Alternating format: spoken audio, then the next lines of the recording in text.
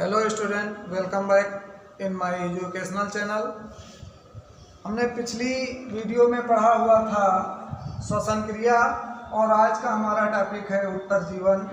तो आइए शुरू करते हैं। उत्तर जीवन के बारे में जानकारी प्राप्त करेंगे आज हम।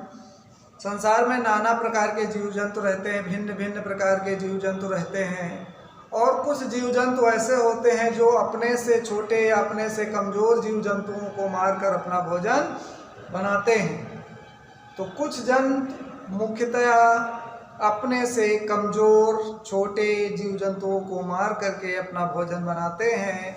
ऐसे जीव जंतुओं को हम क्या कहेंगे? परजीवी जंतु। ऐसे जीव जंतुओं को परजीवी जंतु कहते हैं। ये आकार में बड़े व गतिशील होते हैं और छोटे जंतु बड़े जंतुओं से अपने बचाव के लिए शरीर में कुछ इस प्रकार की आदतें अपना लेते हैं जो इन्हें बड़े जंतुओं से बचा सके। इसी तरह बड़े जंतुओं के शरीर में भी कुछ ऐसे अंग होते हैं जो शिकार के समय उनके काम आते हैं। आओ कुछ ऐसे परिवर्तनों को जाने जिससे जंतु खुद का बचाव करते हैं। जंतु भी अपना बचाव करते हैं और हम आप लोग भी बचाव करते हैं। अभी कोई शत्रु हमें मारने आ जाए तो हमसे जो हो सकता है हम वो बचाव अपने सुरक्षा के लिए करते हैं। तो ठीक उसी प्रकार जीव जंतु भी हैं। अगर उन्हें कोई किसी तरह का खतरा महसूस होता है तो वो अपने बचाव के लिए जो भी या फिर उनके शरीर की बनावट ऐसी होगी या फिर अपना कोई वो रूप बदल करके या कोई अगला उपाय करके अपनी सुरक्षा को अपनाते हैं। तो उसी सुरक्षा के उपाय के बारे में हम दृष्टि जो है डालते हैं, देखते हैं क्या है। सबसे पहला है आकार एवं संख्या। अगर किसी चीज़ को जैसे मछली, मेढक, कीड़े मकोड़े आदि बहुत ज़्यादा संख्या में अंडे देते हैं, अगर इनके कुछ अंडे टूट जाते हैं अर्थात नष्ट हो जाते हैं, फिर भी इन शेष अंडों से बहुत से जीव उत्पन्न हो जाएंगे।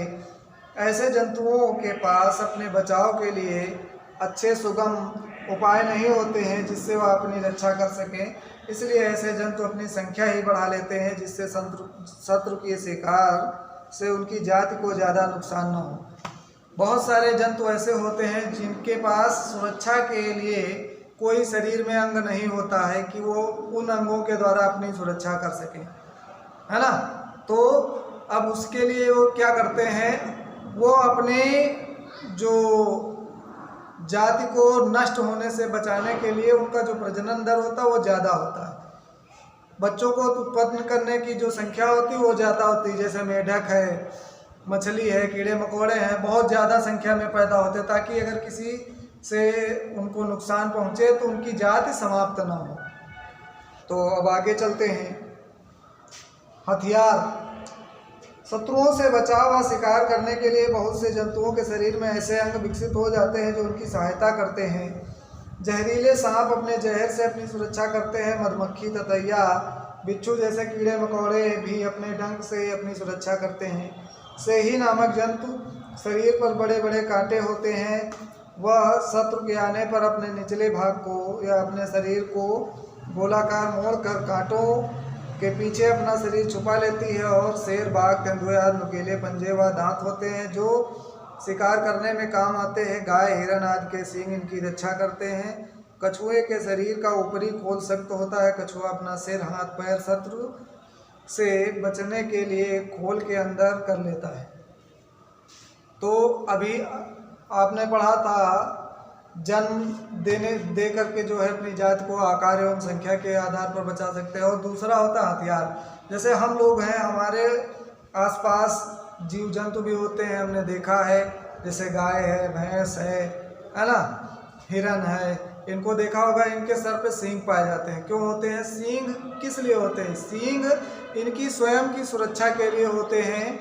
क्योंकि अगर कोई भी जो शिकारी है या कोई अगर इनसे बड़ा जानवर है इन पर हमला करता है तो ये इन सींगों से उन जानवरों को मार सकते हैं, अपनी सुरक्षा कर सकते हैं। जैसे अब कीटों में आ जाइए, दतैया है जैसे, और ये आपका मधुमक्खी है। इनके क्या होता है, इनके शरीर में एक डंक होता है जिससे अपने जंतुओं से, अन्य जंतुओं से या मनुष्यों से अपनी सुरक्षा करते हैं। ये हो गया हथियार से सुरक्षा। अगला नाम आता है छद्मा वर्ण का।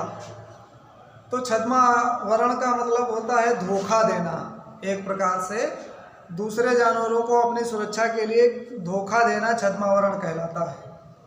छद्मावरण अर्थात धोखा देना। बहुत से जंतु शिकार करने के लिए और शत्रुओं से बचने के लिए छद्मावरण का सहारा लेते हैं। आइए कुछ ऐसे ही जंतुओं के बारे में जानकारी प्राप्त करते हैं। बाघ, जेबरा आदि के शरीर पर लंबी लंबी धारियां होती हैं। इन धारियों के कारण यह आसानी से लंबी घास व झाड़ियों में छिप जाते हैं। इस तरह तेंदुआ, हिरन, अजगर आदि के शरीर पर बड़े बड़े धब्बे होते हैं जो उन्हें अपने बचाव में सहायता प्रदान करते हैं। गिरगिट अपनी त्वचा का रंग बदलकर वातावरण के अनुसार कर लेता है जिससे वह अपने शत्रुओं से बच सके। तो आपने देखा छद्मावरण क्या है। छद्मावरण क्या है? जंतुओं से अपनी सुरक्षा के लिए लुक छिप कर जो धोखा दिया जाता है दूसरे जंतुओं को, उसे छद्मावरण कहते हैं। तो एक शब्द में समझेंगे, छद्मावरण का अर्थ है धोखा देना। बहुत से जंतु शिकार करने के लिए और शत्रुओं से बचने के लिए छद्मावरण का सहारा लेते हैं। जैसे आपने अपने पास पड़ोस में गिरगिट को तो देखा ही होगा, देखा है ना? हाँ, तो गिरगिट क्या करता है, जब उसे खतरा महसूस होता है तो वो झाड़ियों में बैठा होता है, तो जैसी झाड़ी का कलर होता है वो अपने त्वचा का कलर उसी तरह कर लेता है।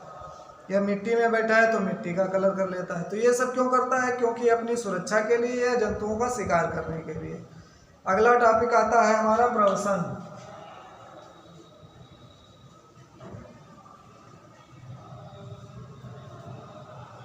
प्रवसन क्या है?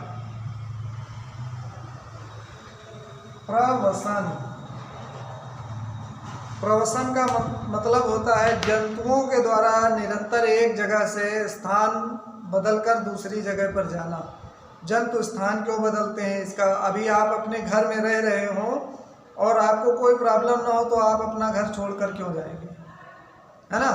तो इसी तरह जो जंतु रहते हैं, जैसे जंगल में रहते हैं या पानी में रहते हैं, उनको जब अपना वास स्थान बदलना पड़ता है तो उसकी भी कोई ना कोई कारण तो होता होगा। बगैर कारण कोई अपना आवास नहीं बदलता, है ना? जैसे हम लोग घर में रहते हैं, अगर घर में पास पड़ोस से या घर के अंदर कोई दिक्कत नहीं है तो हम अपना घर नहीं बदलते हैं, उसी में रहते हैं। उसी प्रकार ये पेड़ जो जंतु हैं ये भी होते हैं, जब इन्हें कोई वहाँ पे रहने में अनुकूलन या इनके आवास में कोई दिक्कत आती है तभी ये एक जगह से दूसरी जगह जाते हैं। कुछ जंतु हर साल समूह बनाकर एक स्थान से दूसरे स्थान पर चले जाते हैं। सारस, कैंडियन, तीतर, महिलाई, बतख आदि प्रवसन करने वाले मुख्य पक्षी हैं। ये जंतु मुख्यतः जाड़े के मौसम से बचने के लिए प्रवसन करते हैं। तो प्रवसन का अर्थ है मौसम के अनुकूल न हो पाने के कारण जो जीव जंतु अपना एक स्थान से दूसरे स्थान पर जाते हैं उसे प्रवसन कहते हैं। तो ठीक है, ये लेसन आज हमारा समाप्त हो गया। अगले वीडियो में हम आपको क्वेश्चन जो इस लेसन के क्वेश्चन है उसके हल लिख कर देंगे और वो आपको करना